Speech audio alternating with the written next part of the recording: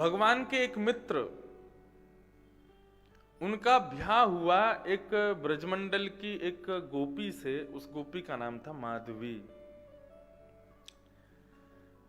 माधवी जब भगवान के सखा से उसका ब्याह हो रहा था तो उसकी माधवी की मां ने उसको समझाया कि तू ना वृंदावन जा रही है तो वृंदावन में एक चीज का ध्यान रखना। बोले क्या? बोले तेरा जो पति है उसका एक मित्र है। कौन? कन्हैया, कृष्ण। बोले अच्छा, हमने ऐसा सुना है वो एक बार किसी को देख लेता है तो अपना बना लेता है।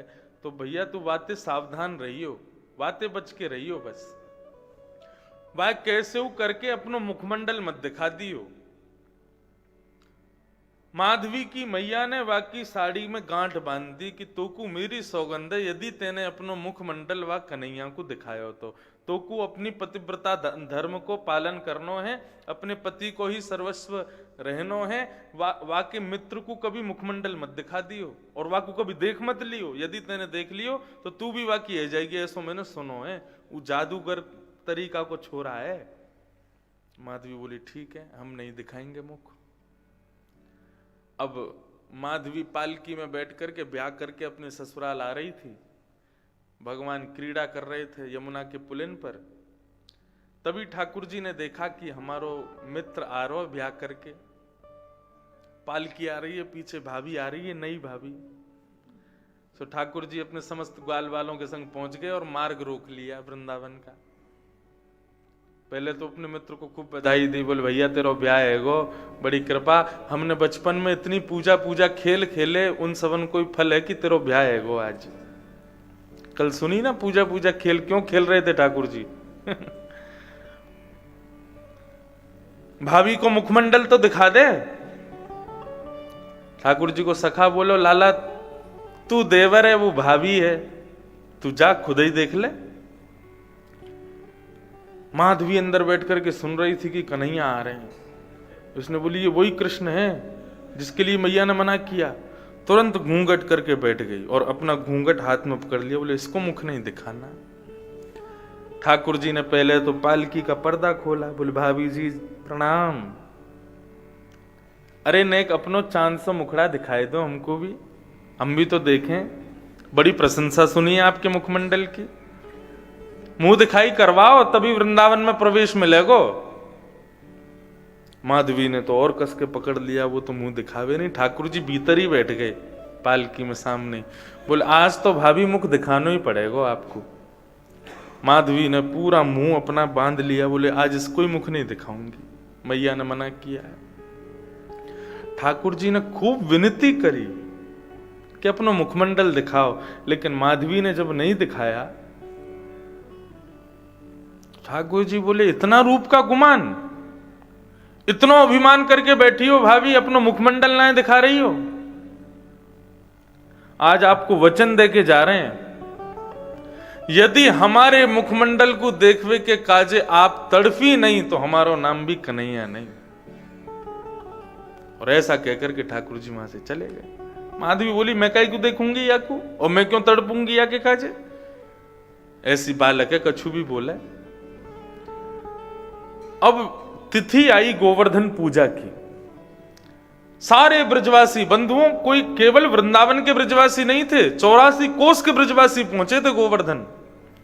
और जब ठाकुर जी ने गिरिराज पर्वत धारण किए तो गिरिराज पर्वत के 7 कोस, गिरिराज पर्वत के नीचे 84 कोस के ब्रजवासी खड़े थे ठाकुर जी के आसपास। जिन्होंने कभी ठाकुर जी का दर्शन भी नहीं किया था, उन्होंने भी आज ठाकुर जी का दर्शन किया। ये गिरधर स्वरूप इसलिए इतना ज्यादा ब्रजवासियों को प्रिय, हमारे आराध्य गिरिराज जी इसलिए क्योंकि पूर्ण ब्रह्म परमेश्वर रूप में बालकृष्ण ने समस्त ब्रजवासियों को दर्शन इसी रूप में दिया। अतिरिक्त वृंदावन के जितने भी रूप हैं उसका दर्शन तो केवल वृंदावन वासियों को हुआ, लेकिन गिरधर स्वरूप का दर्शन समस्त ब्रजवासियों को हुआ। तो जब गिरिराज जी धारण किए तो महाराज 7 कोस तो 21 किलोमीटर लंबे चौड़े, तो कई दूर के ब्रजवासियों को ठाकुर जी दिख भी नहीं रहे थे। बस चर्चा सुनने में आ रही थी कि एक बालक ने आगे की तरफ गिरिराज जी उठा लिए ऊपर। तो जब माधवी ने ये बात सुनी कि हमारे पतिदेव के मित्र कृष्ण ने गिरिराज जी उठा लिए इकन्नी उंगली पर। सब देखने की सबकी होड़ लग रही थी, हम भी देखें, हम भी तो देखें।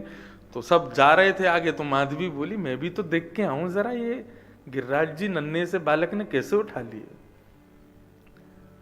सब दर्शन करने के लिए एक एक करके आगे जाके फिर पीछे वो लाइन लगा के सब कर रहे थे दर्शन। तो जैसे ही माधवी का समय आया पहुंचने का, 3 दिन तो उसको पहुंचने में लगे। 3 दिन बाद जब वो पहुंची और उसने अपना जैसे ही घूंघट ऊपर किया तो उसके आंखों के आगे धुंध आ गया, ठाकुर जी दिखे नहीं उसको।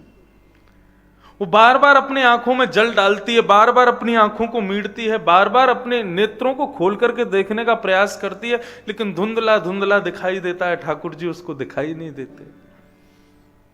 तब तेज पुंज ठाकुर जी एक क्षण के लिए अपने रूप का दर्शन कराते हैं, अपने कटाक्ष नेत्रों से माधवी की ओर देखते हैं। वो एक क्षण से कम समय का भी देखा गया उनका रूप माधवी के हृदय में बस जाता है। और फिर दोबारा ठाकुर जी वही अदृश्य जैसे हो जाते हैं। माधवी के हृदय में इतनी पीड़ा होती है, वो मन में विचार करती है ये साधारण बालक नहीं है, ये साधारण कोई गोप नहीं है, मुझे ऐसा क्यों लगता है ये पूर्ण ब्रह्म परमेश्वर हैं। तब अपनी मां को कोसने लगी माधवी, अरे मैया ये तेने कहा की हो, कैसी कसम खवाई मोए, जिनको मुख दिखाने से संपूर्ण विश्व के संसार चक्र से बच जाती मैं, फिर दुनिया में किसी के आगे मुख नहीं दिखाना पड़ता, ऐसे से तूने मुख छिपवा लिया मेरा। ठाकुर जी के चरणों में गिर करके रुदन करने लगी, बोले मुझे दर्शन दो प्रभु, मैं आपको देखना चाहती। भगवान बोले अब तो मेरा दर्शन नहीं होगा। माधवी बोली कब तक तड़पना पड़ेगा ऐसे। बोले अब तो तुम्हारा दूसरा जन्म होगा द्वापर में, कलयुग में, तभी तुमको मेरा दर्शन होगा। माधवी ने कहा प्रभु कृपा करके मुझे बताइए ना कब दर्शन होगा, कैसे दर्शन होगा। तब ठाकुर जी ने संकेत किया कि कलयुग में हे माधवी तुम ही मीराबाई बन करके प्रकट होगी। एक संत के माध्यम से मैं एक रूप धारण करके तुम्हारे गांव में आऊंगा। तुम अपनी मां के साथ उन संत के प्रवचन को सुनने के लिए जाओगी, तब संत के बगल में बैठे हुए मेरे उस विग्रह को देखते ही तुमको अपने पूर्व जन्म की पूरी कथा याद आ जाएगी। तुम माधवी नाम की एक गोपी थी, मुझे मुख नहीं दिखाया था, सब कथा तुमको याद आ जाएगी। तब उन संत के ठाकुर जी को तुम उनसे मांग लेना, वो मैं ही होऊंगा, तब मैं तुम्हारे पास आकर के तुम्हें स्वीकार करूंगा, तुम्हें अपना दर्शन कराऊंगा। वही माधवी मीराबाई बनकर के इस ब्रजमंडल में प्रकट हुई, इस कलयुग में प्रकट हुई। एक दिन श्री रैदास जी अपने ठाकुर जी को लेकर के मीराबाई के गांव में पहुंचे। मीराबाई छोटी सी, इनकी मां रोज सत्संग में जाती थी। अपने मैया से एक दिन बोली कि ठाकुर अब आप सत्संग में जाती हो, मुझे भी ले चलो। तब तक मीराबाई को कुछ याद नहीं था। सत्संग में गई, खेल रही थी, कूद रही थी, इधर उधर घूम रही थी। तभी इनकी माँ ने पकड़ के बैठाया, बोले बहुत शोर मचाती है, यहाँ बैठ जा चुपचाप। मीराबाई चुपचाप बैठ गई। तभी इन्होंने नजर उठा के सामने देखा तो रैदास जी प्रवचन कर रहे थे और उनके बगल में एक सिंहासन पर ठाकुर जी का गिरधर स्वरूप विराजमान था।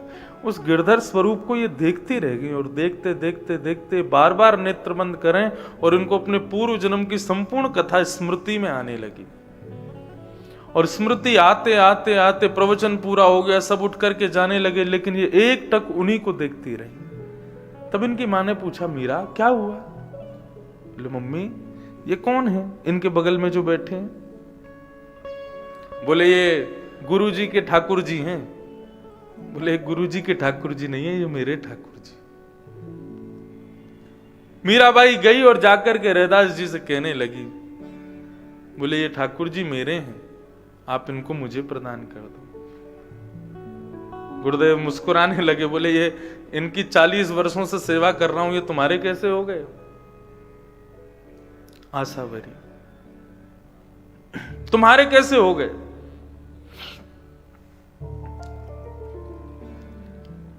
मीराबाई कहने लगी, बोले कि आप जानते नहीं है, मैं पूर्व जन्म की पूरी कथा बता सकती हूँ। मीराबाई ने पूरी कथा सुना दी।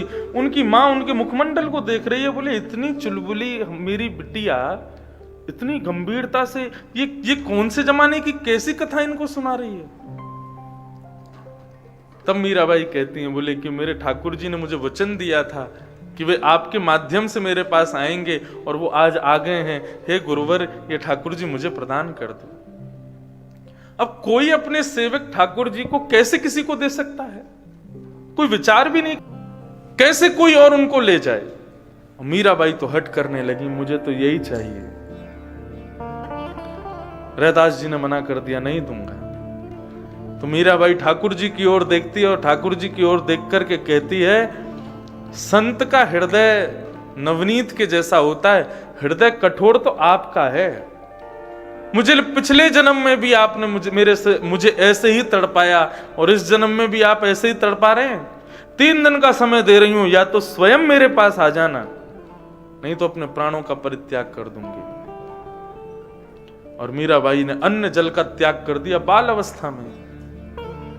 बस दिन भर बैठे बैठे उनका स्मरण कर रही हैं, कब आएंगे, कब आएंगे, कब आएंगे।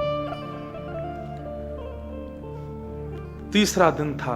आज मीराबाई तैयारी करके बैठी हैं, बोले नहीं आए तो अपने प्राणों का परित्याग निश्चित कर दूंगी। ठाकुर जी श्री रैदास जी के स्वप्न में आ गए और रुदन करने लगे। सोते हुए रैदास जी प्रकट उठ के बैठ गए, बोले जय जय, कोई सेवा में कमी? आप रुदन क्यों कर रहे हैं? क्या बात है, मुझसे कहिए ना। ठाकुर जी ने कहा, मैं आपकी सेवा से बहुत प्रसन्न हूं, मुझे आपसे बड़ी प्रसन्नता है, मैं आपसे दूर नहीं जाना चाहता, लेकिन मैंने मीराबाई को वचन दिया है कि आपके माध्यम से उनके पास जाऊंगा। अब आपकी सेवा पूर्ण हो चुकी है प्रभु, आप जाकर के मुझको मीराबाई को प्रदान कर दो। अब मैं उनकी सेवा स्वीकार करूंगा, उनके पास रहूंगा। रोते विलकते श्री रैदास जी ने अपने ठाकुर जी को अर्धरात्रि में उठाया, अपने हृदय से लगाया। इतने वर्षों से सेवा कर रहे थे ठाकुर जी की, लेकिन आज ठाकुर जी की इच्छा से ही उनको लेकर के जा रहे हैं। लेकर के गए, जाकर के देखा कक्ष में अचेत अवस्था में पड़ी है मीराबाई, नन्ही सी बालिका। रैदास जी पहुंचे, मीराबाई ने जैसी देखा तो बोले तेरे लिए कुछ लाया हूं, और अपने गिरधर ठाकुर जी को मीराबाई के हाथों में पधरा दिया। श्री रैदास जी ने अपने हृदय के सेवित ठाकुर जी श्री गिरधर लाल जी अपने श्री मीराबाई को प्रदान कर दिया। संयोग वियोग, ये 2 ठाकुर जी के अति प्रिय स्वरूप हैं। वो एक भक्त को संयोग देते हैं तो किसी को वियोग देकर के आए हैं, और जिसको संयोग दिया है उसको एक ना एक दिन वियोग जरूर प्रदान करेंगे। बिना वियोग के भक्ति प्रगाढ़ नहीं होती, वियोग तो देंगे निश्चित है। तो इसी गोवर्धन लीला के मध्य में ही श्री मीराबाई को ठाकुर जी ने आश्वासन दिया कि वे उनके पास पधारेंगे। ऐसे गोवर्धन लीला के अनंत कथाएं हैं, अनंत भाव हैं जो गोवर्धन लीला के मध्य में ठाकुर जी ने प्रतिपादित किए, और विशेष रूप से इस कलयुग के लिए गोवर्धन स्वरूप जो है, ये गिरधर स्वरूप जो है, ये गिरिराज लीला जो है, इससे सबसे ज्यादा जो विशेष कृपा भगवान ने की है वो कलयुग के हम जीवों के ऊपर की है। ऐसे श्री गोवर्धन नाथ को हम बारंबार प्रणाम करते हैं, नमन करते हैं। गिरिराज जी को ठाकुर जी ने पुनः यथावत स्थान पर विराजमान किया। इंद्र आए, इंद्र को क्षमा किया। गायों ने भगवान का नाम रखा गोविंद। ये भगवान का नामकरण गोविंद गायों द्वारा किया गया। एकादशी व्रत की कथा का महिमा बताई गई। एकादशी के दिन अन्न में पाप का निवास होता है, इसलिए उस दिन अन्न का सेवन करना वर्ज्य बताया गया। लेकिन एक भाव यह भी है कि एकादशी एक प्रकार से भक्तों की करवा चौथ है। जैसे पत्नी अपने पति की लंबी आयु के लिए, अपने पतिव्रता धर्म के लिए व्रत करती है करवा चौथ का, ठीक उसी प्रकार भक्तजन हर एकादशी पर अपने प्रियतम श्री ठाकुर जी के लिए व्रत करते हैं, ताकि देखो हम एक दिन अन्न नहीं खाते तो हमारी एक दिन की आयु बढ़ जाती है। अन्न खाने से हमारी आयु क्षीण होती है। यदि हम एक दिन अन्न का सेवन नहीं करते तो हमारी एक दिन की आयु बढ़ जाती है। तो व्रत करने वाले, एकादशी का व्रत करने वाले जो वैष्णव जन हैं, वो एक दिन अन्न नहीं पाते, उस दिन की उनकी जो आयु होती है वो उसको संयोज लेते हैं और द्वादशी के दिन अन्न पाकर के अपनी एकादशी की एक दिन की आयु अपने प्रियतम ठाकुर जी को अर्पित कर देते हैं। ऐसे एकादशी के भाव हैं।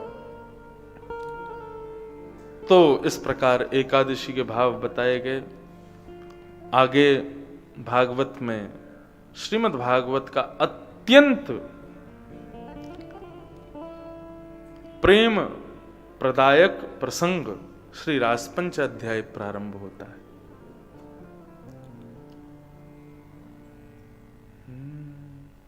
भगवान पिता रात्रि शरदोत्फुल्ल मल्लिका विक्षरन्तुं मनश्चक्रे योग मायामुपाश्रिता। अब सब लोग बहुत सावधानी से बैठ जाए। ये श्रीमद् भागवत का रास पंचाध्याय है। अब यहां से रास की कथा प्रारंभ होगी और रास के प्रसंग में गोपी को प्रवेश है। गोपी कौन है? जिसकी प्रत्येक इंद्रिय कृष्ण प्रेम में निमग्न है, वही गोपी है। गौ माने, मैंने क्या बताया था थोड़ी देर पहले, इंद्रियां।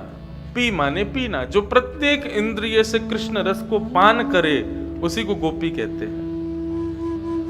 या दोहने बहनने मथनोपलेप प्रेंखें खनार भरुदितो क्षणमार जनादौ। गोपी किसी स्त्री का नाम नहीं है। गोपी किसी व्यक्ति विशेष को नहीं कहते हैं। गोपी किसी श्रृंगार को नहीं कहते। गोपी किसी लहंगा फरिया वाली को गोपी नहीं कहेंगे।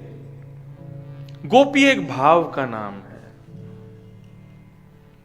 गोपी एक स्वभाव का नाम है जो कोई भी धारण कर सकता है।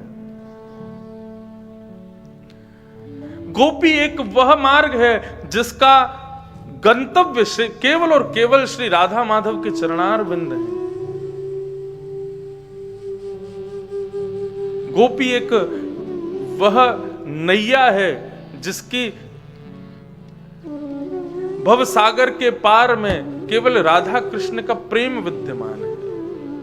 गोपी में किसी भी प्रकार की काम की दुर्गंध नहीं है। गोपी में किसी भी प्रकार की अन्य किसी वासना का प्रवेश नहीं है। गोपी मतलब पूर्ण प्रेम युक्त भगवान की प्रेम भक्ति ही गोपी है। यह एक भाव का नाम है जो कोई भी धारण कर सकता है। बंधु, ये गोपियां कौन हैं जो अभी रास में प्रवेश करने वाली हैं? पहले गोपियों को पहचान लो, क्योंकि बाद में यदि संशय उत्पन्न हुआ ना, ऐसा कैसे हो रहा है, तो वो संशय वो गोपियों को कष्ट पहुंचाएगा। आपका संशय। हमारे पूज्य पिताजी महाराज, पूज्य नाना जी तो ऐसा कहा करते थे कि रास की कथा को अनधिकारियों को मत सुनाया करो। रास की कथा कहीं भी सुनाने मत लगा करो, क्योंकि ठाकुर जी की अंतःपुर की लीला है, ठाकुर जी की गोपनीय लीला है। इसका प्रसंग उन्हीं के सामने वाचन करना चाहिए जो इसके वास्तविक अधिकारी हैं। सबके सामने रास कहने की जरूरत नहीं है। तो ये गोपियां कौन हैं? त्रेता में जब प्रभु श्री राम का प्रादुर्भाव हुआ, तब दंडकारण्य वन के संतों को ठाकुर जी ने दर्शन नहीं दिया। क्यों? रावण के वध के बाद इतना विलंब हो चुका था कि अब केवल अयोध्या पहुंचने की जल्दी थी। तब हनुमान जी ने आकर के कहा कि हे प्रभु, आप दंडकारण्य वन नहीं चलोगे? वहां संत आपकी प्रतीक्षा कर रहे हैं, आपके दर्शन के लिए बैठे हैं तपस्या में, एक बार उनको दर्शन दे दीजिए। ठाकुर जी ने कहा, हनुमान जी यदि हम दंडकारण्य वन गए तो एक दिन विलंब हो जाएगा, और वहां भरत जी ने हमसे कहा है 14 वर्ष से एक दिन भी ज्यादा हुआ तो भरत जीवित नहीं मिलेगा। अगर हम दंडकारण्य वन जाएंगे तो भरत जी जीवित नहीं मिलेंगे, और यदि भरत जी ने अपने प्राणों का परित्याग कर दिया तो आगे की लीला करने में बड़ी असहजता हो जाएगी। एक काम करो, दंडकारण्य वन के संतों को तुम जाकर के हमारा एक संदेश सुनाओ। क्या? कि वे अभी कुछ समय प्रतीक्षा करें और तपस्या करें और भजन करें, मेरे प्रेम के स्वरूप का दर्शन करें, निरंतर उसका ध्यान करें। तो यही दंडकारण्य वन के संत इस जन्म में ध्यान करते हुए, मेरे प्रेम स्वरूप का दर्शन करते हुए अपने प्राणों का परित्याग करेंगे, तो द्वापर में यही सब संत ब्रजमंडल की गोपी बन करके प्रकट हो जाएंगे। और इन्हीं के हृदय के भाव को पूर्ण करने के लिए यदि अभी मैं दंडकारण्य वन गया तो सीता जी मेरे साथ में, लक्ष्मण जी मेरे साथ में हैं, तुम मेरे साथ में हो, इतने सब लोग मेरे साथ हैं। ये संत लोग केवल दूर से दर्शन करेंगे, प्रणाम करेंगे, बस इससे ज्यादा इनको कुछ प्राप्त नहीं होगा। लेकिन द्वापर में जब हम कृष्ण बन के आएंगे, सीता जी नहीं रहेंगी पास में, तब तो हम छोटे नन्हे बालक के रूप में एक कुमार अवस्था में इन सब संतों के, गोपियों के स्वरूप के बीच में जाएंगे। ये हमारा कितना भी स्पर्श करें, हमारा कितना भी आलिंगन करें, हमारे साथ रास विहार करें, हमसे प्रेम करें, हम हर वस्तु इनको प्रदान कर देंगे। इनको एक क्षण का दर्शन ज्यादा प्रिय है कि हमारा आलिंगन, हमारे संग रास विहार, हमारे संग वार्ता, हमारे संग क्रीड़ा, हमारे संग रमण, वो प्रिय है। हमें लगता है कि शायद वो ज्यादा लाभकारी होगा। इसके लिए इनको जाकर के सबको कह दो कि हम द्वापर में इनसे मिलेंगे कृष्ण स्वरूप में, और ये सब दंडकारण्य वन के संत ही गोपी बन करके प्रकट हो जाएंगे। तब हनुमान जी ने जाकर के उन सब संतों को आज्ञा भगवान की सुनाई, तो सब संत नाचने लगे, आनंद विभोर हो गए, और ठाकुर जी के प्रेम स्वरूप का चिंतन करते करते करते करते करते सबने अपनी लीला को पूर्ण किया। और वही सब दंडकारण्य वन के संत द्वापर में ब्रजमंडल की गोपियां बन करके प्रकट हो गए हैं। जिस दिन से नंद भवन में कृष्ण का प्रादुर्भाव हुआ और जब से गोपियों ने इन कृष्ण को देखा है, तब से ही बार बार इनकी स्मृति में वो रघुनाथ जी का स्वरूप आता है, अपने पूर्व जन्म की कथाएं घूम जाती हैं। और इन सबको ये बात पता चल चुकी है कि हम पूर्व जन्म के दंडकारण्य वन के संत हैं, और यही रघुनाथ जी ही कृष्ण बन करके पधारे हैं। हमारा इनका मिलन एक दिन निश्चित होगा। इसलिए ब्रज के रास में गोपियों की आयु 8 वर्ष से लेकर के 80 वर्ष तक की बताई गई है। क्यों? क्योंकि सबको पता है कि ये कौन है। उनके अंदर कोई काम नहीं है, उनके अंदर कोई और अभिलाषा नहीं है, कोई इच्छा नहीं है। ये समस्त गोपियां ही, ये समस्त संत ही गोपियों के रूप में निष्काम प्रेम के लिए उत्पन्न हुई। अच्छा, एक और नई कथा सुनो। कल्याण एक पुस्तिका आती है गोरखपुर, गीता प्रेस गोरखपुर की, उसमें एक कथा पढ़ी मैंने। तो जब रघुनाथ जी वापस लौट करके अयोध्या आ गए, सबको रघुनाथ जी ने कुछ ना कुछ उपहार देकर के सबका जो ऋण था सेवा का, वो ठाकुर जी ने उतार दिया। सबने सेवा की थी, बानरों ने, जामवंत जी आदि सबने, सबको ठाकुर जी ने कुछ ना कुछ दिया, लेकिन हनुमान जी को कुछ नहीं दिया। और देवें भी क्या, उनकी सेवा के समान कोई ऐसा वस्तु ही नहीं जो हनुमान जी को दे सके। तब ठाकुर जी ने भरत जी से पूछा, भरत जी ये हनुमान जी को क्या प्रदान करें? इनका सेवा का ऋण इतना चढ़ गया हमारे ऊपर कि हमको हर वस्तु छोटी लग रही है सेवा के आगे। तो भरत जी बोले, प्रभु मैं भी कुछ कह तो नहीं सकता, लेकिन आपकी अनुपस्थिति में, आपके 14 वर्ष के वनवास में मेरे हृदय में कोई भी संशय होता था ना, तो मैं आपकी श्री पादुकाओं से पूछता था। जो पादुकाएं अयोध्या के राज सिंहासन पर बैठी थी, ये पादुका साक्षात आपका ही स्वरूप है। मैं इनसे पूछता था और ये मेरा संशय दूर करती थी। यदि आपकी आज्ञा हो तो मैं उनसे पूछूं, आपकी पादुकाओं से। भगवान बोले पूछो।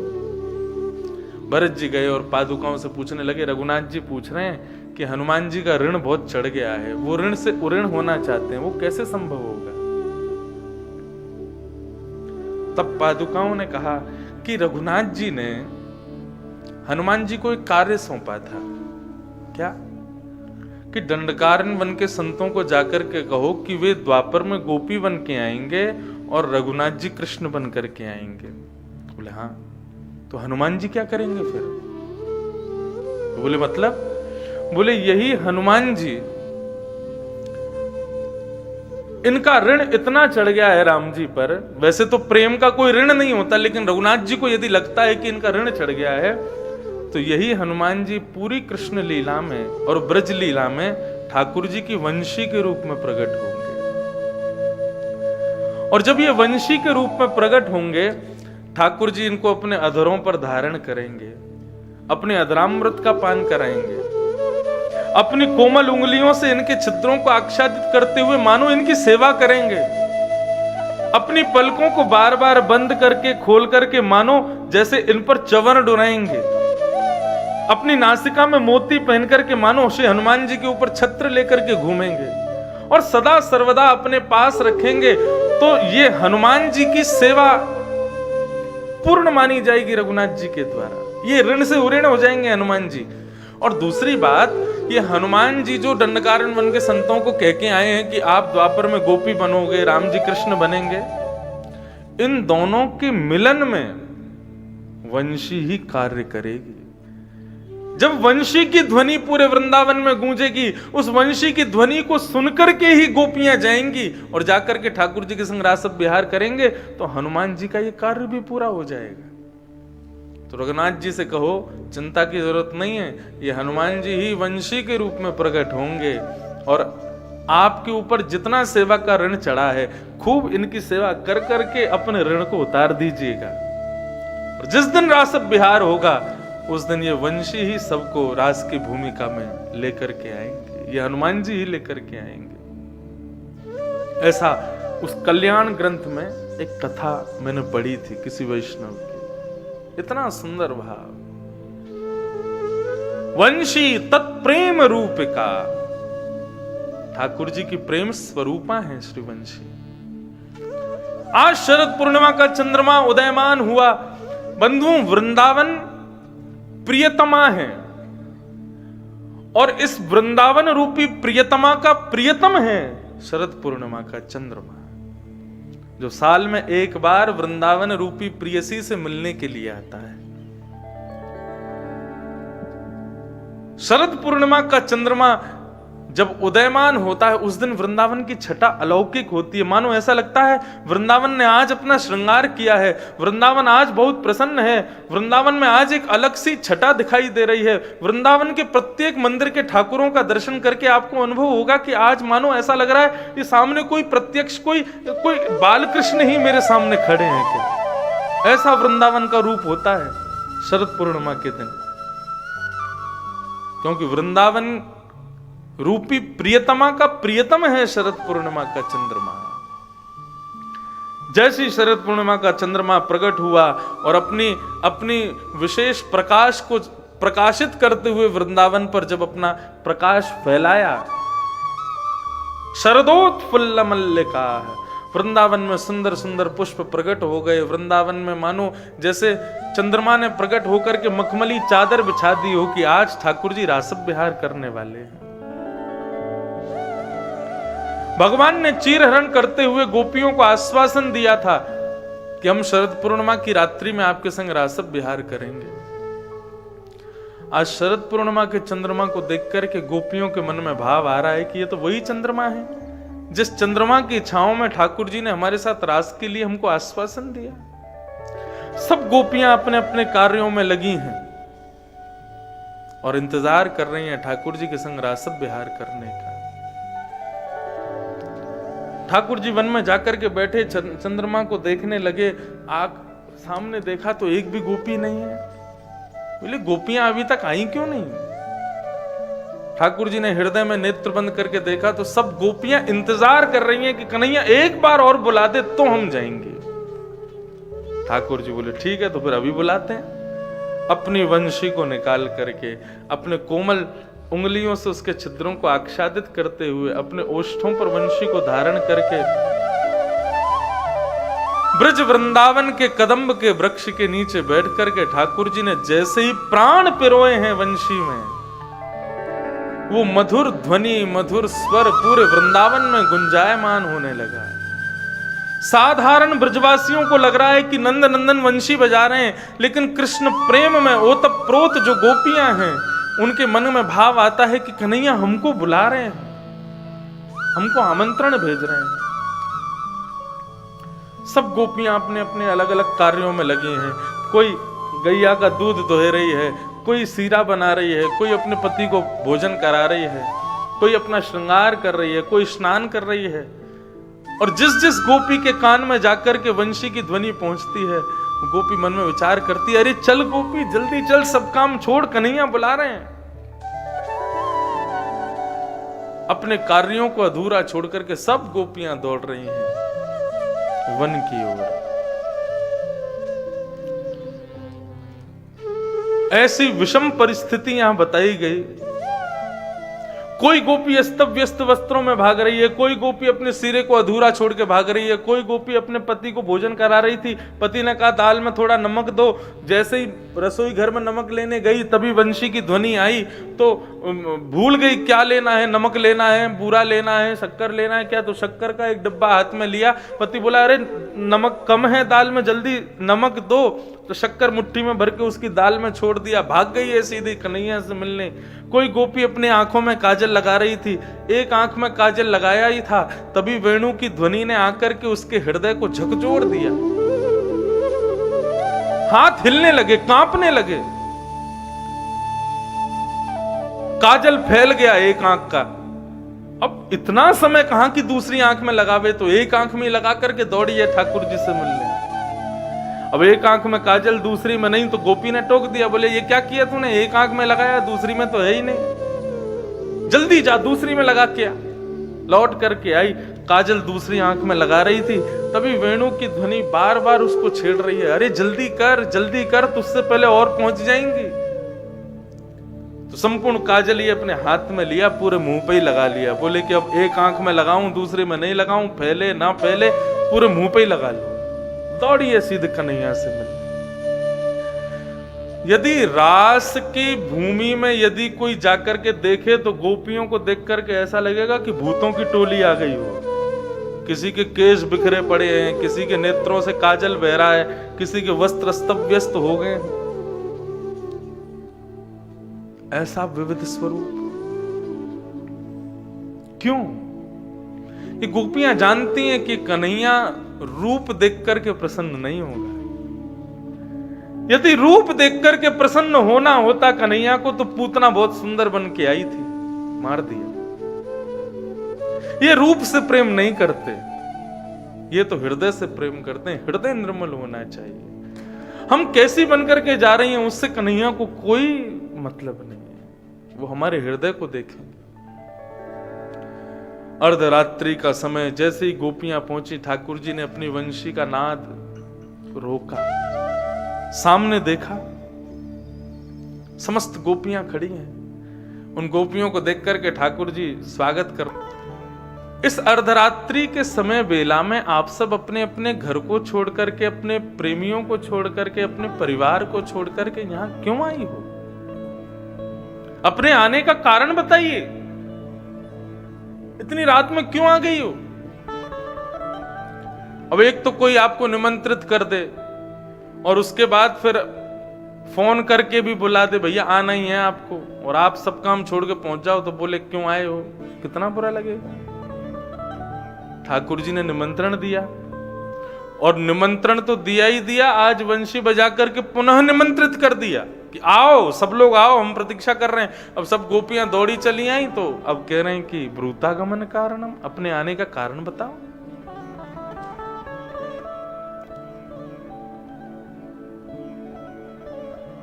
भगवान वहां पर पतिव्रता नारी का धर्म समझाने लगे, बताने लगे। प्रातयाद ब्रजम नेह स्थेयम स्त्रीवी सुमध्यमा। भगवान कह रहे हैं चलो अब यहाँ से चले जाओ, अपने अपने घर को जाओ, यहाँ पर तुम्हारा अर्धरात्रि में रुकना ठीक नहीं है, ये घनघोर जंगल है, बहुत काली निशा रात्रि हो रही है, एक चंद्रमा ही तो दिख रहा है, इतनी रात्रि में अबला नारी को अकेले वन में नहीं आना चाहिए, चलो जाओ, वापस लौट जाओ अपने अपने घर को। ठाकुर जी ये लीला केवल गोपियों के संग कर रहे हैं ऐसा नहीं है, हमारे साथ भी करते हैं, आज तक करते हैं। आप श्री राधा रमन जी का दर्शन करने गए और राधा रमन जी का दर्शन करने लगे तो दर्शन करते करते करते फिर क्या होगा, कभी फोन बजेगा, कभी कोई आकर के छेड़ेगा, भैया चलें, अब चलें, अब वहां जाना है, वो काम भी करना है, अब चलें यहाँ से। वो व्यक्ति हमको नहीं बोलता कि चलें, या फोन नहीं कहता कि अब यहाँ से चलें, वो ठाकुर जी करवाते हैं, जाओ अपने अपने घर को जाओ, यहाँ क्यों आए, यहाँ आने का तुम्हारा कोई कारण नहीं, चलो लौट जाओ अपने अपने घर को। ये ठाकुर जी आज भी रास की भूमिका की तरह हमारे साथ वही करते हैं जो पहले गोपियों के साथ किया। हमको कहते हैं जाओ अपने अपने घरों को लौटो वापस, यहां आने का क्या कारण है। पतिव्रता नारी का धर्म समझाने लगे। मंदिर में बहुत देर बैठने के बाद में फिर कई लोग हैं वो हमको समझाने लगते हैं, अरे भाई इतनी देर मंदिर में नहीं बैठते, घर भी देखना होता है, परिवार भी देखना होता है, अब सब तरीके के लोग होते हैं, सब विचार करना पड़ता है, घर के माता पिता का ध्यान कौन रखेगा, तुम्हारे बच्चे हैं उनका ध्यान कौन रखेगा, पूरे पूरे दिन मंदिर में रहोगे, ये तो अच्छी बात नहीं है ना। ऐसे ही ठाकुर जी गोपियों को पूरा पतिव्रता धर्म समझा रहे हैं। पतिव्रता धर्म कैसा होता है। ठाकुर जी ने एक कथा सुनाई गोपियों को। एक पतिव्रता नारी थी, अपने पति की बहुत सेवा करती थी। उसके पति ब्राह्मण थे, रोज अग्निहोत्र हवन करते थे। आज हवन में बहुत समय लग गया तो ब्राह्मण थक गए। हवन के बाद अपनी पत्नी की गोद में सर रख के सो गए गहरी नींद में। पत्नी पंखा चलने लगी, अपने पति को सुला रही है, पतिव्रता नारी। तभी उसका छोटा सा बालक घुटमुन घुटमुन चल करके अग्निकुंड में जाने लगा। पत्नी ने जैसे ही देखा कि अरे ये तो अग्निकुंड में गिर जाएगा, जल जाएगा, अभी अंगार अभी ठंडे नहीं हुए हैं अग्निहोत्र के। मन में विचार करने लगी, अब उठ करके जाऊं तो पति की नींद खुल जाएगी, और पति की नींद मेरी किसी क्रिया से खुल गई तो मेरा पतिव्रता धर्म नष्ट हो जाएगा, कैसे जाऊं मैं। हे अग्नि देवता, हे यज्ञ नारायण भगवान, यदि मैंने अपने पति की पूर्ण प्रेम निष्ठा से सेवा की हो ना तो मेरा बालक जो अग्नि कुंड में जा रहा है उसकी रक्षा करना है। मैं अभी अपने पति की सेवा में लगी हूं, मैं उठ नहीं सकती यहां से। और ऐसा भाव जैसे ही उसने कहा, उसका बालक अग्नि कुंड में गिर गया। 10-15 मिनट बाद जब उसके पति की नींद खुली, जैसे ही वो उठे तुरंत दौड़ करके गई तो जाकर के देखा तो उसके पतिव्रता नारी के धर्म का, उसके पतिव्रता धर्म का ऐसा प्रभाव कि उस अग्निकुंड के अंगारे पुष्प बन गए और बालक वहां पर क्रीड़ा कर रहा था, खेल रहा था। भगवान समझा रहे हैं ये कथा गोपियों को। ये होता है पतिव्रता नारी का धर्म। और तुम लोग अपने अपने पतियों को छोड़ करके यहां चली आई हो आधी रात्रि में पर पुरुष के पास। राम राम राम राम, कितनी गलत बात। चलो लौट जाओ वापस, यहां मत आओ, यहां आने का तुम्हारा कोई काम नहीं, चलो जाओ।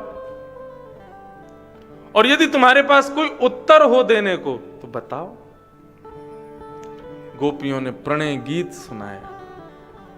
10 श्लोकों में कहा कि तुमको वापस लौट जाना चाहिए, और गोपियों ने 11 श्लोकों में कहा हम वापस क्यों नहीं जाएंगे। इसी को प्रणय गीत कहा। तो प्रणय गीत में गोपियां क्या कह रही हैं, बहुत ध्यान से सुनना। गोपियां कह रही हैं, कन्हैया भक्त की और भात की एक ही राशि होती है।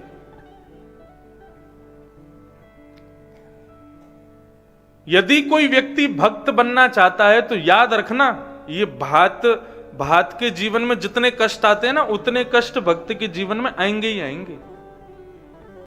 भात के जीवन में कितने कष्ट आते हैं, धान के रूप में होता है, तब उसको धन कुटा से कूटा जाता है, धन कुटा से कूट कूट करके उसके छिलकों को दूर किया जाता है, कितना कष्ट होता है। उसके बाद जब वो चावल आ जाते हैं तब उनको खोलते हुए पानी में डाल दिया जाता है, खोलते हुए पानी में उनको उबाला जाता है।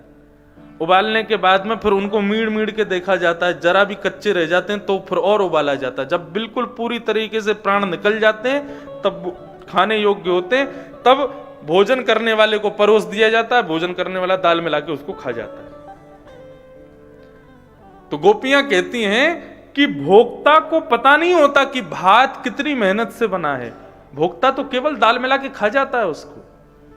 ऐसे ही भगवान को पता नहीं होता कि भक्त कितनी मेहनत से बना है।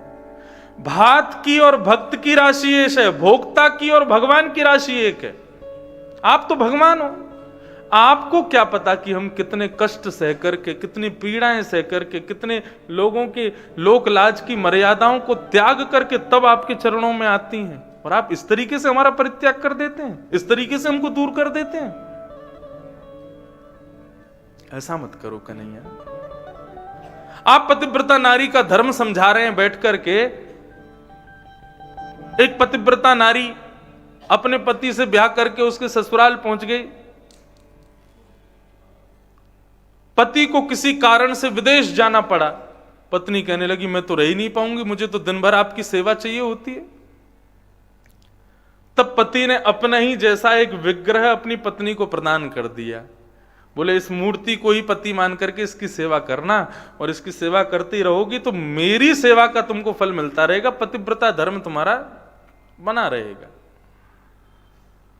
अब वो पत्नी नित्य उस मूर्ति को ही सजाती है, उसी को सुलाती है, उसी को खिलाती है, उसी को नहलाती है, उसके संग रहती है, 24 घंटा उसको त्यागती नहीं है, उसको ही पति मान करके रहती है। एक दिन रात में मूर्ति वाले पति को सुला रही थी, इसलिए इतने में उसका असली पति आ गया द्वार पे, और द्वार आके खटखटाने लगा, खोलो। अब बताइए, पत्नी यदि अपने पति का त्याग करके जावे द्वार खोलने के लिए तो उसका पतिव्रता धर्म नष्ट हो जाएगा, और यदि द्वार खोलने नहीं जावे तो असली पति द्वार पर खड़ा है। बताओ क्या करना चाहिए? मूर्ति वाले पति की सेवा में लगे रहना चाहिए या द्वार पर खड़े असली पति को अंदर स्वागत करना चाहिए? किसको त्यागे किसको छोड़े बताओ? मूर्ति वाला पति भी तो 5 साल से उसका पति है, उसकी सेवा कर रही, उसको कैसे छोड़ देगी? कन्हैया से बोले अब आप बताओ इसका क्या उत्तर होना चाहिए? भगवान जोर से हंसे, ये कोई कहने की बात है? अरे मूर्ति वाला पति जब तक पति नहीं था, असली पति नहीं था, तब तक मूर्ति वाले पति की सेवा चल रही थी, लेकिन जब असली पति आ गए तो मूर्ति वाले पति को छोड़ो, असली पति की शरण में चली जाओ, उसका स्वागत करो। गोपियां बोली वही बात जो हम सबके पति हैं ना, जो घर में बैठे हैं, वो सब तो मूर्ति वाले पति हैं। वो एक दिन चले जाएंगे, एक दिन हमारा त्याग कर देंगे, एक दिन उनकी वजह से हमारा मांग का सिंदूर भी चला जाएगा, हमारी चूड़ियां भी टूट जाएंगी, हमारा सुहाग नष्ट हो जाएगा। जिन पतियों की वजह से एक दिन विधवा वेश धारण करना पड़े, उस पति का यदि त्याग करके हम उस पति की शरण में आ गई जिसकी वजह से हम जीवन पर्यंत सुहागन रहेंगी, तो हमने क्या गलत किया हमें बताओ। भगवान अपनी उंगली काटने लगे, बोले फेल हो गए हम तो यहां पे। ये प्रेम है, यहां ठाकुर जी भी परास्त होते हैं। और गोपियां बोली सुनो, ज्यादा चिंता करने की जरूरत नहीं है हमारी, अगर तुमको ये जरूरी है ना कि हम चली जाएं, ठीक है हम जा रहे हैं, हम चली जाती हैं, लेकिन हमारी एक वस्तु आपके पास है, वो हमको दे दो वापस। भगवान बोले मेरे पास कुछ नहीं है। बोले है क्या है? तो गोपियां कहती हैं चित्तम सुखेन भवता पहितम ग्रहेषु, हमारा मन आपके पास में, हमारा चित्त आपके पास में, इस चित्त को हमको वापस कर दो। हम अभी चली जाएंगी वापस, क्योंकि घर जाती हैं, बच्चे कहते हैं हमको ये खाना है, मैं कहती हूं नहीं बनाना। क्यों नहीं बनाना? मन नहीं है। मन कहां है? मन तो कृष्ण के पास है। पति कहते हैं चलो मेले में चलेंगे, हम कहते हैं नहीं जाना। क्यों नहीं जाना? मन नहीं है। मन कहां है? मन तो कृष्ण के पास है। वो मन निरंतर तुम्हारे पास रहता है कन्हैया। हम चली जाएंगी, उन्हीं पतियों के पास रहेंगी, उन्हीं बच्चों के पास रहेंगी, उन्हीं परिवार वालों के पास रहेंगी। हमारा मन वापस कर दो, हमारे दिमाग से निकल जाओ, हमारे हृदय से चले जाओ, हमारा त्याग कर दो, हमारा मन हमको वापस कर दो, हम चली जाएंगे। कर सकते हो? ठाकुर जी चुप खड़े। अंत तो गत्वा गोपियां अपने पैर के अंगूठे से जमीन में गड्ढा करने लगी। भगवान बोले ये क्या कर रही हो? बोले यहीं गड्ढा कर देंगी और तुमको देखते देखते प्राण त्याग देंगी। तुम्हारे शास्त्रों में लिखा अंते यामति सागति, अंत में जो सोच के मरोगे अगले जन्म में वही मिलता है। तुमको देखते देखते प्राण त्याग देंगी, इस जन्म में नहीं मिलोगे तो क्या हुआ, अगले जन्म में तो मिल जाओगे ना। अंते यामति सागति। गोपियों के प्रत्येक उत्तर पर भगवान न्योछावर हो गए और ठाकुर जी ने समस्त गोपियों को प्रणाम किया। बोले हम तो परीक्षा ले रहे थे आपकी, हम तो देख रहे थे कि आपके हृदय में प्रेम कैसा है। और वास्तव में ब्रज के भाव यदि सुनो ना, तो ठाकुर जी अभी राधा रानी का इंतजार कर रहे थे। सब आ गई थी, किशोरी जी नहीं आई थी, तो ठाकुर जी इंतजार कर रहे थे किशोरी जी आवे तब रास करेंगे। तब भी किशोरी जी नहीं आई, तब ठाकुर जी ने किशोरी जी को पुकारा। ठाकुर जी नित्य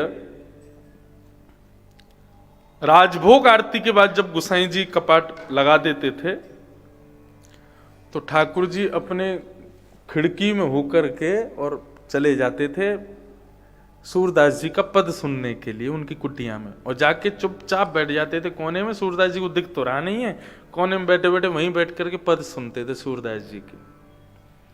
अच्छा, मैंने कल जाने परसों बताया था कि जो श्रीनाथ जी हैं ये बाम अंग किशोरी जी हैं और दाहिना अंग ठाकुर जी हैं। तो उसका भाव इतना सुंदर है कि जब राजभोग आरती के बाद ठाकुर जी जब अनोसर हो जाता है, मंदिर बंद होता है, तो बाम अंग से किशोरी जी सहज हो जाती हैं, दाहिने अंग से ठाकुर जी, दोनों पौड़ जाते हैं। फिर लेकिन नित्य क्या होता है, किशोरी जी तो राजभोग करने के बाद थोड़ी देर आराम करती हैं, लेकिन ठाकुर जी चुपके से जंगले में होकर के और कूद काद के सूरदास जी की कुटिया में जाके बैठ जाते हैं। वहां बैठ के उनका सुंदर पद सुनते हैं। एक दिन ठाकुर जी शाम को 4 बजे उत्थापन से पहले लौट करके आए, तो क्या देखा, सामने किशोरी जी बैठी हुई हैं, सो नहीं रही, उठ गई। जैसे ठाकुर जी लौट करके आए तो किशोरी जी बोली कहां गए थे? बोले नहीं, पास में ही गया था। बोले बिना हमारे कैसे गए आप? कहां गए थे, सच सच बताओ। और नहीं बताया आपने तो रुको, अभी गुसाई जी से शिकायत कर देंगे आपकी। सही सी बताओ कहां गए थे? ठाकुर जी बोले वो सूरदास जी के पद सुनने जाते हैं, हम उनकी कुटिया में बैठ के, उनको दिखता तो है नहीं बाबा को, तो हम चुपके से घुस जाते हैं पीछे बैठ के, वहां उनके पद सुनते रहते हैं, आनंद आता है, सुख मिलता है। किशोरी जी बोली कल से मैं भी चलूंगी। बोले नहीं आप नहीं चलोगी, देखो ऐसे हम बहुत मुश्किल से पहुंचते हैं, कर कर आके जल्दी, बड़ा रिस्की काम करने जाते हैं हम। अगर जरा भी तनिक भी किसी को खबर पड़ गई और जरा भी आने में लेट हो गए तो बहुत बड़ा अनर्थ हो जाएगा, और आप मत जाओ, हम अकेले तो संभाल के कैसे भी आ जाते हैं, आप मत चलना। किशोरी जी बोली तो ठीक है, फिर गुसाई जी से बता देंगी हम अभी कि आप जाते हो रोज। ठाकुर जी बोले अच्छा ठीक, कल ले चलेंगे आपको, बस लेकिन हमको वचन दो आप शांति से जाओगी, शांति से आ जाओगी। सूरदास जी के पद सुन के भाव उत्पन्न होंगे, कुछ कहना नहीं बस उनसे। किशोरी जी बोली नहीं बोलूंगी। अब दूसरे दिन महाराज राजभोग के बाद में दोनों एक दूसरे का हाथ पकड़ करके चले गए। सूरदास जी की कुटिया में चुपचाप जाके अचक से बैठ गए कोने में, वहां सूरदास जी पद गा रहे हैं और उनको बैठ करके सुंदर पद सुन रहे हैं। और पद सुनते सुनते ठाकुर जी के नेत्रों से आंसू बह रहे हैं, वहां किशोरी जी के नेत्रों से आंसू बह रहे हैं। किशोरी जी की बार बार इच्छा हो मैं जाकर के अपने हाथों से सूरदास जी के नेत्रों के आंसू पोंछ दूं, अपने हृदय से लगा लूं, इन पर थोड़ी कृपा कर दूं। ठाकुर जी के बस इसी के लिए मना कर रहा था ना, नहीं करना ही, वो जिस भाव में उनको रहने दो, उनको छेड़ो मत। बंधुओं कभी कोई कृष्ण प्रेम में कथा सुनते हुए किसी का रुदन हो रहा हो ना, उसको छेड़ना मत, उसको रोने दो, थोड़ी देर उसको विलाप करने दो, थोड़ी देर उसको चिंतन में रहने दो, क्योंकि उस समय वो किस अवस्था में उसका आप अनुमान भी नहीं लगा सकते। इसलिए कभी कोई कृष्ण प्रेम भक्ति में कोई निमग्न हो, कोई में बैठा हो, उसको कभी छेड़ना मत, उसका अपराध आपको लगेगा। ठाकुर जी कोई लीला उसके हृदय में कर रहे हैं, उनको करने दो। ठाकुर जी बार बार रोके, बोले नहीं किशोरी जी स्पर्श नहीं करना, बस हम इसीलिए आए थे पद सुन के वापस चलेंगे। अब उस दिन पता नहीं क्या हुआ, सूरदास जी के मन में भाव, पद गाते गाते उन्होंने अपनी छड़ी उठाई और खड़े हुए और अपनी कुटिया से बाहर निकल गए। ठाकुर जी बोले ये कहाँ जा रहे हैं? किशोरी जी बोली ये कहाँ जा रहे हैं? ठाकुर जी बोले अब जा रहे होंगे कहीं पे, हम चलते हैं वापस मंदिर में, चलें 4 बजे फिर मंदिर खुलेगा, दर्शन देना है सबको, सहज होना पड़ेगा। किशोरी जी बोली नहीं नहीं बाबा बेचारे कहीं गिर नहीं जाएं, कहीं इनको चोट नहीं लग जाए, हम तो इनके संग जाएंगी। ठाकुर जी बोले इसीलिए नहीं ला रहा था मैं आपको, मुझे पता है आपकी इतनी दया है आपके हृदय में, आप बिल्कुल अकेले छोड़ोगी नहीं उनको एक सेकंड भी। अब आगे आगे सूरदास जी जा रहे थे, पीछे पीछे किशोरी जी चल रही हैं और ठाकुर जी पीछे पीछे मिन्नत करते चल रहे हैं, अब चलो वापस चलें वापस चलें। किशोरी जी बोली थोड़ी देर और, बस थोड़ा दूर चलें फिर चल देंगे। अब आगे बड़ा गहरा गड्ढा था, सूरदास जी गाते हुए जा रहे थे और उसी गड्ढे की ओर जा रहे थे। इतने में किशोरी जी बोले अरे अरे देखो ये गिरेंगे गिरेंगे, अरे इनको रोको रोको रोको। ठाकुर जी ने किशोरी जी को पकड़ा, बोले रोको नहीं, उनको जो कर रहे हैं करने दो, हमको वापस मंदिर जाना है, गुसाई जी नहीं तो बहुत डांटेंगे आज। इतने में ही सूरदास जी गड्ढे में गिर गए। और जैसे गड्ढे में गिरे तो किशोरी जी बोली बाबा को बस यहां से बाहर निकाल दें फिर चल देंगे अपन। ठाकुर जी बोले इसीलिए नहीं लाता हूं मैं आपको, क्योंकि आप इतनी कृपालु हो, इतनी दयालु हो, आपके अंदर इतनी दया है कि आप किसी की असहजता देख ही नहीं सकती हो। अरे बाबा अपनी रक्षा कर लेंगे, कोई आके कर देगा रक्षा, किसी ना किसी के मन में भाव उत्पन्न कर देंगे, कोई आ जाएगा, अब आप चलो हमारे साथ। किशोरी जी बोली नहीं मैं ऐसे नहीं जाऊंगी, मैं तो इनको बाहर निकाल के ही जाऊंगी। ठाकुर जी बोले अब जल्दी करें, क्या करें, समय तो है नहीं। ठाकुर जी ने अपनी काली कमली दी, किशोरी जी ने अपना दुपट्टा दिया, दोनों में कस के गांठ बांध के, और ठाकुर जी ने वो नीचे गड्ढे में फेंका। और सूरदास जी से बोले बाबा, जैसे ही बाबा शब्द सुना सूरदास जी ने, बाबा अब वैसे सूरदास जी नित्य ठाकुर जी की स्मृति में रहते हैं, नित्य उनके भावावेश में ठाकुर जी रहते हैं, नित्य उनका दर्शन वो अपने अंतःकरण में करते रहते हैं। जैसे ही बाबा शब्द सुना सूरदास जी बोले ये स्वर किसी साधारण मानव का नहीं है, इतना कोमल, इतना सुरम्य, इतना प्यारा स्वर किसी साधारण जीव का नहीं हो सकता। हाँ भैया कौन? अरे बाबा मैं यही गांव को रहवे वार हूं, आपको गड्ढा में गिरो देखो तो सोची ने आपकी ने सहायता कर चलूं, मैंने अपनो पटका नीचे डालो है, वह पटका को पकड़ के आप ऊपर आ जाओ। सूरदास जी बोले बड़े भैया तेरी बड़ी कृपा भैया। जैसे ही पटका पकड़ा, पटके की इत्र की सुगंधी को जैसे सूरदास जी ने लिया, तो आज सुबह दर्शन श्रृंगार का जब करने गए थे सूरदास जी, तो गोसाई जी ने जो इत्र का फोआ दिया था उसकी सुगंधी और ठाकुर जी की पटके की सुगंधी मिल गई। सूरदास जी समझ गए ओहो ये कौन आए हैं, मैं पता चल गया। बोले अब तो इनको जाने नहीं दूंगा मैं। सूरदास जी ने पटका पकड़ा, पटके को खींच रहे हैं ठाकुर जी को खींच रही हैं किशोरी जी। अब दोनों ऐसे करके उनको खींच रहे थे, जैसे तैसे निकल करके बाहर आए। जैसे ही गड्ढे से बाहर आए सूरदास जी ने ऐसे गिराया खुद को, जैसे ही गिराया तो ठाकुर जी तो पीछे हट गए, किशोरी जी वहीं रह गई और किशोरी जी के चरण सूरदास जी के हाथ में आ गए। अब तो सूरदास जी ने जैसे उनके चरण पकड़े, ठाकुर जी ने देखा, बोले बाबा पकड़ लेगो, जान ना देगो, मंदिर में डांट पड़ेगी गुसाई जी ते, आज तो बहुत अनर्थ हो जाएगा। किशोरी जी को जोर से ठाकुर जी ने खींचा तो किशोरी जी के पैर की एक पाजेब सूरदास जी के हाथ में रह गई। सूरदास जी ने चुपके से उसको यहाँ छुपा लिया और ठाकुर जी किशोरी जी को लेकर बाबा मैं आऊंगा फिर आऊंगा और ऐसे कह के जाने लगे। तो किशोरी जी जैसी चली तो एक नूपुर की आवाज आवे, दूसरी पाजेब की आवाज नहीं आवे। किशोरी जी बोली अरे मेरी एक पाजेब तो रह ही गई। ठाकुर जी बोले दूसरी बनवा देंगे, अब चलो जल्दी। बोले नहीं नहीं मुझको तो वही चाहिए। ठाकुर जी बोले कहाँ फंस गया मैं आज, बढ़िया इनके बिना आता था, बढ़िया प्रेम से सब कर करा के पद सुन के चला जाता था, आज पूरा मेरा अब समय में थोड़ी देर में ही जो मंदिर खुलने वाला है, गुसाई जी दर्शन कराने आएंगे, आरती करेंगे, अब वहां नहीं मिलेंगे हम तो क्या होगा, अनर्थ होगा आज। किशोरी जी बोली हमको तो वही पाजेब चाहिए, वही वाली जो वहां रह गई है। ठाकुर जी बोले चलो। अब लौट करके गए तो वहां धूड़ा वहां मिली नहीं, सूरदास जी खड़े थे। ठाकुर जी बोले दूर से ही खड़े कर बाबा। हाँ भैया।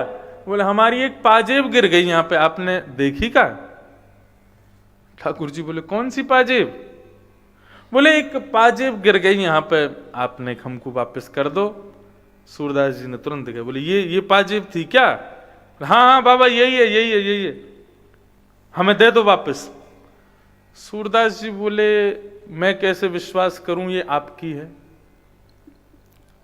ठाकुर जी बोले अरे बाबा अभी तो हम आए आपके पास और अभी आपको बाहर निकालो, आपने ये पाजेब रख ली अपने पास में, हमारी तो है। बोले मुझे क्या पता कि आप ही थे, मुझे तो दिखता नहीं है। ऐसा भी तो हो सकता कोई और आया हो, कोई और आकर के मेरी रक्षा करके गया हो, आपने बगल में खड़े खड़े लीला देख ली और पाजेब पे आपका प्रलोभन आ गया हो और आप पाजेब मुझसे लेकर के चले जाओ, फिर जिसने मेरी सच में रक्षा की वो आके मांगेगा तो उसको क्या दूंगा? मैं नहीं दूंगा आपको। ठाकुर जी किशोरी जी से बोले चलो अब यहां से। नहीं देंगे बाबा। बोले नहीं मुझको तो वही चाहिए, मेरे को बहुत प्रिय है, वही चाहिए। सूरदास जी से ठाकुर जी बोले बाबा दे दो, हमें विलम्ब है रो है। बोले अच्छा ठीक है, तो एक काम करो। बोले क्या? एक पाजेब मेरे पास है, एक तुम्हारे पास होगी। बोले हाँ। दूसरी पाजेब मुझको दिखा दो और मैं उसका स्पर्श करके जब पहचान लूंगा, मैच कर लूंगा दोनों को, तो दे दूंगा। तो बोले कैसे दें अब आपको दूसरी पाजेब? उतार के मत दो, जिस चरण में वो पाजेब पहनी वो चरण मेरे हाथ में दे दो, मैं स्पर्श करके देख लूंगा। ठाकुर जी परेशान, किशोरी जी प्रसन्न हो रही हैं, वो समझ गए कि ये सूरदास जी पहचान गए। किशोरी जी आगे बढ़ने लगी, ठाकुर जी बोले बच जाओ, पकड़ ले गो बाबा। बोले अब छोड़ो तुम हाथ। और किशोरी जी जाके खड़ी हो गई। जैसे ही सूरदास जी ने चरण पकड़े, चरण की पाजेब को मिलान कर लिया, अपने भुजा से ही दूसरी पाजेब पहना करके अपने अंक में किशोरी जी के चरण पकड़ लिए। बोले अब नहीं जाने दूंगा, आज नहीं जाओगे आप मुझसे दूर। ठाकुर जी बोले बाबा कहा इच्छा है नेक हमें बताओ। बोले आप दोनों युगल रूप से सामने प्रकट होके दर्शन दोगे, आप दोनों का दर्शन कर लूंगा, खूब नैन भर के देख लूंगा, तृप्त हो जाऊंगा, तब जाने दूंगा। तब ठाकुर जी ने अपना वरद हस्त श्री सूरदास जी के नेत्रों पर रखा। जैसे हाथ दूर किए, सूरदास जी ने नेत्र खोले। आज प्रथम बार सूरदास जी को दर्शन हुआ और सामने श्यामा श्याम का दर्शन करके आनंद विभोर नृत्य करने लगे, नाचने लगे, आनंदित हो गए श्री सूरदास जी महाराज। और दर्शन करने के बाद दोनों के चरणों में प्रणाम करके बोले बस अब एक कृपा कर दो, मुझे फिर से नेत्रहीन बना दो। क्यों? बोले ये युगल स्वरूप मेरे नेत्रों में विराजमान हो गया, अब संसार को नहीं देखना है। अब इसी चित्त को, इसी स्वरूप को चित्त में धारण करके अपना संपूर्ण जीवन व्यतीत कर दूंगा, लेकिन अब अन्यत्र किसी को नेत्रों में धारण नहीं कर सकता मैं। ऐसे सूरदास जी महाराज। तो किशोरी जी की कृपा का अनुभव करना ये साधारण जीव के वश की बात नहीं है।